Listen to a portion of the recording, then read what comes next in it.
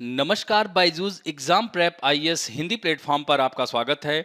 दोस्तों, आज हम लोग 28 सितंबर 2022 के दैनिक क्विज की चर्चा करेंगे, जो कि आपके आगामी संघ लोक सेवा आयोग की प्रारंभिक परीक्षा 2023 के लिए लाभदायक सिद्ध हो सकता है। तो आइए, प्रश्नों को शुरू करने से पहले एक महत्वपूर्ण सूचना है। जैसा कि आप लोगों को अब पता चल चुका है, साप्ताहिक अंतर्राष्ट्रीय संबंध के सत्र 65 का आज रात 8 बजे लाइव सेशन होगा।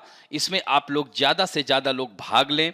और दोस्तों, अभी तक अगर हमारे इस चैनल को सब्सक्राइब नहीं किया है तो प्लीज इसे लाइक करें, कमेंट करें, शेयर करें और सब्सक्राइब करें। तो आइए पहले प्रश्न की ओर चलते हैं। भारत में उच्च न्यायालय के न्यायाधीशों की नियुक्ति के संबंध में निम्नलिखित कथनों पर विचार कीजिए। तो पहला कथन है, संविधान के अनुच्छेद 217 में कहा गया है कि उच्च न्यायालय के न्यायाधीशों की नियुक्ति राष्ट्रपति द्वारा भारत के मुख्य न्यायाधीश राज्य के राज्यपाल के परामर्श से की जाएगी। तो यह कथन एकदम सत्य है। दोस्तों, मुख्य न्यायाधीश के अलावा किसी अन्य न्यायाधीश की नियुक्ति के मामले में उच्च न्यायालय के मुख्य न्यायाधीश से ही परामर्श किया जाता है। दूसरा कथन है, उच्च न्यायालय के न्यायाधीशों की सिफारिश एक कॉलेजियम द्वारा की जाती है, जिसमें चीफ जस्टिस ऑफ इंडिया और 2 वरिष्ठतम न्यायाधीश शामिल होते हैं।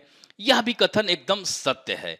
तो दोस्तों, और यह प्रस्ताव 2 वरिष्ठतम सहयोगियों के परामर्श से संबंधित उच्च न्यायालय के मुख्य न्यायाधीश द्वारा किया जाता है। फिर यह सिफारिश मुख्यमंत्री को भेजी जाती है, जो केंद्रीय कानून मंत्री को प्रस्ताव राज्यपाल को भेजने की सलाह देता है। और इस तरह से उच्च न्यायालय के मुख्य न्यायाधीश की नियुक्ति इस नीति के आधार पर की जाती है कि राज्य का मुख्य न्यायाधीश संबंधित राज्य से बाहर का होगा। तो इस तरह से दूसरा कथन भी सत्य है। तीसरा है, सरकार ने भारत के मुख्य न्यायाधीश के परामर्श से संबंधित राज्य के बाहर से सभी उच्च न्यायालयों के मुख्य न्यायाधीश को नियुक्त करने के लिए नीति बनाने के लिए निर्णय लिया है। तो यह भी कथन एकदम सत्य हो जाता है। तो यहां पर देख सकते हैं कि 1, 2, 3 तीनों सही हैं। तो इसमें कौन सा उत्तर होगा? उपयुक्त तो सभी कथन सही है, अतः उत्तर सी होगा। तो इससे संबंधित यहां पर देख सकते हैं, इंडियन एक्सप्रेस में आई हुई खबर है और अनुच्छेद 217 में यही प्रावधान है।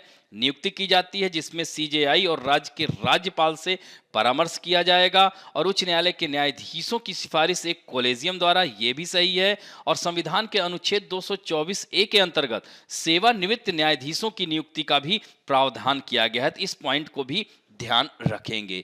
अब बढ़ते हैं, दूसरा महत्वपूर्ण प्रश्न है दादा साहब फाल्के पुरस्कार। इसके संबंध में निम्नलिखित कथनों पर विचार करना है। पहला कथन है, दादा साहब फाल्के की शुरुआत 1969 में हुई थी। यह कथन एकदम सत्य है, क्योंकि दादा साहब फाल्के का जन्म शताब्दी वर्ष भी यही था। इसी में है, देविका रानी इस पुरस्कार को हासिल करने वाली पहली महिला थी। तो यह पहली बार, यह ध्यान रखेंगे। और उसी वर्ष राष्ट्रीय फिल्म पुरस्कार के लिए आयोजित 17वां समारोह था, जिसमें यह दादा साहब का पहला पुरस्कार दिया गया था। तो इस तरह से यह पहला कथन सत्य है। दूसरा है, दादा साहब फाल्के ने भारत की पहली फीचर फिल्म राजा हरिश्चंद्र में मुख्य भूमिका निभाई थी। तो दोस्तों, यहां पर यह कथन असत्य हो जाता है, क्योंकि दादा साहब फाल्के प्रसिद्ध फिल्म निर्माता, निर्देशक एवं पटकथा लेखक थे, जो भारतीय सिनेमा के पितामह के या जनक के रूप में जाने जाते थे। उन्होंने अपनी पहली मूक फिल्म राजा हरिश्चंद्र का निर्माण कर देश में सिनेमा जगत खड़ा किया था। तो वो उन्होंने निर्माण किया था, न कि इसमें भूमिका निभाई थी। तीसरा कथन है, अभिनेता पृथ्वीराज कपूर और विनोद खन्ना को यह पुरस्कार मरणोपरांत दिया गया था। यह कथन एकदम सत्य है, अतः 1 और 3 सही है, अतः उत्तर क्या होगा?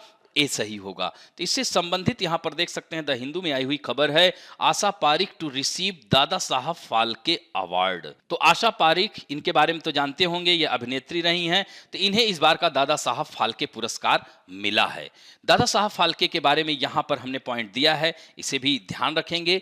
अब बढ़ते हैं तीसरे महत्वपूर्ण प्रश्न की ओर। भारत में वनों के संबंध में निम्नलिखित कथनों पर विचार कीजिए। भारत में वनों में प्रवेश 2 कानूनों द्वारा नियंत्रित होता है। भारतीय वन अधिनियम 1927 एकदम सही है। वन्य जीव संरक्षण अधिनियम 1972, अतः यह पहला कथन एकदम सत्य है। दूसरा है, वन्य जीव संरक्षण अधिनियम राज्य के मुख्य वन्य जीव वार्डन को संरक्षित क्षेत्रों यानी अभ्यारण्यों, राष्ट्रीय उद्यानों में प्रवेश करने वाले पर्यटकों के लिए कानून बनाने का अधिकार देता है। यह भी कथन एकदम सत्य है। तीसरा है भारत में वन्य जीव अभ्यारण्यों में नाइट सफारी प्रतिबंधित है, तो यह कथन असत्य है। तो चूंकि अगर देखा जाए तो 2010 में कर्नाटक उच्च न्यायालय ने राज्य सरकार को बनेरघट्टा राष्ट्रीय उद्यान के 50 हेक्टेयर क्षेत्र में नाइट सफारी आयोजित करने की अनुमति दी थी, क्योंकि यह आश्वासन दिया गया था कि वन विभाग वन्य जीव और पर्यटक दोनों के लिए पर्याप्त सुरक्षा और सुरक्षित उपाय करेगा। तो इस तरह से यह तीसरा कथन असत्य हो जाता है। तो 1 और 2 सही है, अतः उत्तर केवल ए होगा। तो इससे संबंधित जो खबर आई हुई है इंडियन एक्सप्रेस में, तो दोस्तों असम के मुख्यमंत्री एवं सदगुरु रात में काजीरंगा में प्रवेश किए, जिसकी वजह से चर्चा का विषय बना हुआ है। तो क्या यह सही था? तो भारत में वन प्रदेश 2 कानूनों पर आधारित है, जैसा कि हमने बताया ही है, 1927 और 1972। तो वन्य जीव संरक्षण अधिनियम राज्य के मुख्य वन्य जीव वार्डन को संरक्षित क्षेत्रों यानी अभ्यारण्यों और राष्ट्रीय उद्यानों में प्रवेश करने वाले पर्यटकों के लिए कानून बनाने का अधिकार देता है। तो उसी अधिनियम के तहत राष्ट्रीय बाघ संरक्षण प्राधिकरण के पास बाघ अभ्यारण्यों के लिए नियम निर्धारित करने की भी शक्तियां हैं। और दोस्तों आपको जैसा कि पता होना चाहिए कि काजीरंगा जो राष्ट्रीय उद्यान है, यह एक बाघ अभ्यारण्य भी है। तो इस तरह से यह चर्चा में आ गया है। तो काजीरंगा असम में है, एक सींग वाला गैंडा के लिए भी जाना जाता है, यह बाघ अभ्यारण्य भी है। अब बढ़ते हैं चौथे प्रश्न की ओर। निम्नलिखित कथनों पर विचार कीजिए। महासागर गर्म होकर मजबूत तूफानों का निर्माण करते हैं, तो यह कथन एकदम सत्य है। पिछले 50 वर्षों में मानव जनित ग्लोबल वार्मिंग से 90% से अधिक गर्मी महासागरों द्वारा अवशोषित कर ली गई है, यह भी कथन एकदम सत्य है। तीसरा है उच्च सतह का तापमान तूफान को अधिकतम निरंतर हवा के उच्च स्तर तक पहुंचने की अनुमति देता है, यह भी कथन एकदम सत्य है। अतः तीनों कथन सत्य हैं, उत्तर डी होगा। तो इससे संबंधित यह खबर आई हुई है इंडियन एक्सप्रेस में। दोस्तों कल भी हम लोगों ने हरिकेन इयान के बारे में चर्चा की थी, जो कि फ्लोरिडा प्रांत और क्यूबा को प्रभावित कर रहा है। यह कल हमने चर्चा की थी कि यह ग्रेड 2 का था, लेकिन अब यह श्रेणी 3 में परिवर्तित हो गया है। तो इसके पीछे यहाँ पर कल तो हमने चक्रवातों की चर्चा की थी, यहाँ अब महत्वपूर्ण यह हो जाता है कि इसके पीछे क्या जलवायु परिवर्तन कारण है। तो दोस्तों कैसे जलवायु परिवर्तन तेजी से ट्रॉपिकल रीजन में, यानी यहां पर कह सकते हैं ट्रॉपिकल रीजन में यह तूफानों को तेज कर रहा है। तो यह कारण क्या है कि महासागर, ये सब क्या है, पूरा महासागर है, ये प्रशांत महासागर है, अटलांटिक महासागर है। तो इस तरह से महासागरों के गर्म होने से क्या होता है कि हवाएं तेज चलने लगती हैं। तो पिछले 50 वर्षों में मानव जनित ग्लोबल वार्मिंग से 90% से अधिक गर्म महासागरों द्वारा यह अवशोषित कर ली गई है। तो यह जो हवाएं अधिक तेजी से जो बढ़ रही हैं, तो तेज तीव्रता तकनीकी रूप से राष्ट्रीय तूफान केंद्र के अनुसार 24 घंटे की अवधि में अधिकतम निरंतर हवाओं में कम से कम 30 समुद्री मील, ये ध्यान रखेंगे, समुद्री मील या 35 मील प्रति घंटे की वृद्धि को यह संदर्भित कर रहे हैं। तो दोस्तों यह समुद्र के तापमान के अलावा इसमें कई अन्य तत्व भी तूफान को प्रभावित कर रहे हैं। तो उन तत्वों में से एक ऊर्ध्वाधर पवन या वातावरण में ऊंचाई बढ़ने पर क्या होता है, हवा की गति या दिशा में कितना परिवर्तन होता है, इसका भी एक उपाय है। तो मजबूत ऊर्ध्वाधर जो पवन है वह तूफान की संरचना को झुकाकर ठंडी शुष्क हवा को इसके मूल में मजबूर करके तूफान के विकास को रोक सकती है। तो इस तरह से तेजी से और अप्रत्याशित रूप से तेज होने वाली तूफानों की संख्या में वृद्धि पूर्वानुमानकर्ताओं के लिए एक कठिन समस्या प्रस्तुत करती है, जिनके आकलन समुदाय की तैयारियों को प्रभावित कर सकते हैं। तो यहाँ पर आप देख सकते हैं यह महत्वपूर्ण हो जाता है और यह मानव जनित हस्तक्षेप ग्लोबल वार्मिंग की वजह से चक्रवातों की संख्या बढ़ रही है। अगर भारत के दृष्टिकोण से, भारत के संदर्भ में देखते हैं तो अरब सागर में भी यह बढ़ रहा है और इसके पीछे तापमान की अधिकता बहुत बड़ा कारण है। मैंने पहले भी बताया है कि पहले क्या होता था, अरब बंगाल की खाड़ी में ज्यादा चक्रवात आता था और सीधे यह ईरान और ओमान यमन में प्रभावित करते थे, लेकिन अब यह इधर मूव कर जाता है। इसके पीछे क्या कारण है, तो यहाँ पर नगरीकरण, बड़ी बड़ी चौड़ी सड़कों का निर्माण, यहाँ पर राजस्थान, तो ये क्या है, यहाँ तापमान अधिक हो जाता है तो लो प्रेशर हो जाता है, तो ये हवाएं इधर मूव हो जाती हैं। यही कारण है कि अरब सागर में यह चक्रवाती स्थितियां उत्पन्न होती हैं, जैसा कि वर्तमान में क्यूबा और फ्लोरिडा क्षेत्र में आया हुआ है। अब बढ़ते हैं 2019 में आया हुआ प्रश्न है, किसी दिए गए वर्ष में भारत में कुछ राज्यों में आधिकारिक गरीबी रेखाएं अन्य राज्यों की तुलना में उच्चतर हैं।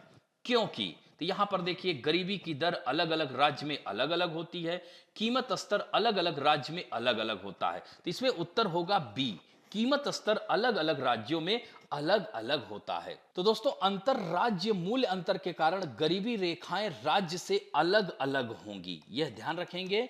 और योजना आयोग के अनुसार ग्रामीण क्षेत्रों के लिए वर्ष 2011-12 में तेंदुलकर पद्धति का उपयोग करके राष्ट्रीय गरीबी रेखा का अनुमान गांव में 816 रुपए प्रति व्यक्ति और शहरों में 1000 रुपए प्रति व्यक्ति प्रति माह है। तो गरीबी रेखा जनसंख्या की आय प्रोफाइल और उपभोक्ता व्यय के आधार पर निर्भर करती है, और गरीबी रेखा उपभोग की टोकरी की लागत का एक कार्य है जो राज्य से अलग अलग होती है। तो यह 2019 में आया हुआ प्रश्न है। अब बढ़ते हैं दोस्तों आज के फैक्ट ऑफ द डे में, इंसाइक्लोपीडिक संस्कृत डिक्शनरी।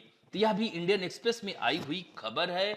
यहां पर देख सकते हैं कि पुणे कहां है, महाराष्ट्र में है। तो वहां पर डेक्कन कॉलेज स्नातकोत्तर और अनुसंधान संस्थान आम जनता के लिए संस्कृत शब्दकोश परियोजना के चल रहे विश्वकोश को देखने के लिए एक ओपन डे की मेजबानी यह कर रहा है, इसलिए यह चर्चा में है। तो दोस्तों यह जो परियोजना है, यह जो प्रोजेक्ट है, डेक्कन कॉलेज कहां, पुणे में है। तो भारत के सबसे पुराने आधुनिक भाषा विज्ञान विभाग के संस्थापक एवं भाषाविद तथा संस्कृत प्रोफेसर एस.एम. कात्रे ने 1948 में इस परियोजना के बारे में कल्पना की थी। तो दोस्तों इस प्रोजेक्ट के जो वर्तमान सदस्य संस्कृत के लगभग 22 संकाय और शोधकर्ताओं की यह एक टीम है।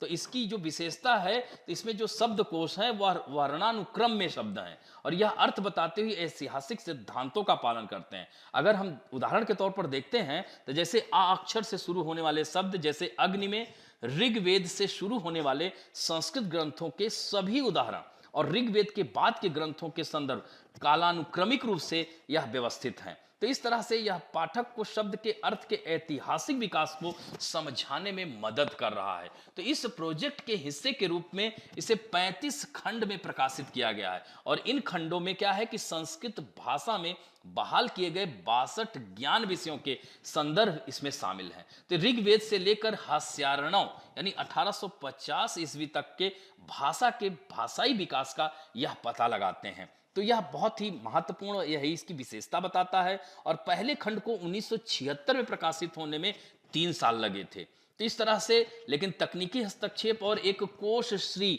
नाम के एक विशेष सॉफ्टवेयर ने प्रक्रिया को और तेज कर दिया है। तो इस तरह से इसका महत्व क्या होगा कि यह दुनिया का सबसे बड़ा शब्दकोश होगा, यानी ऑक्सफोर्ड इंग्लिश डिक्शनरी में अब तक 20 खंडों और 2.91 लाख शब्द इसमें शामिल हैं।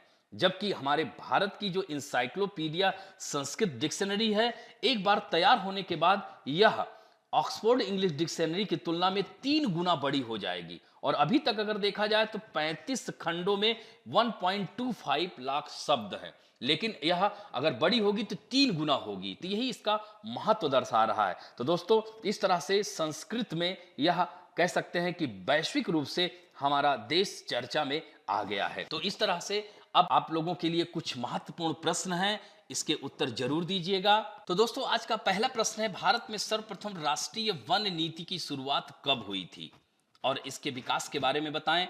दूसरा प्रश्न है, कॉलेजियम प्रणाली क्या है, भारत में यह कब से लागू हुई है। इस तरह से आज का अंक यहीं पर समाप्त करते हैं। आशा करता हूं कि आज का ये वीडियो आप लोगों को अच्छा लगेगा। यदि अच्छा लगे तो प्लीज लाइक, शेयर, सब्सक्राइब और बेल आइकन दबाना ना भूलें। धन्यवाद।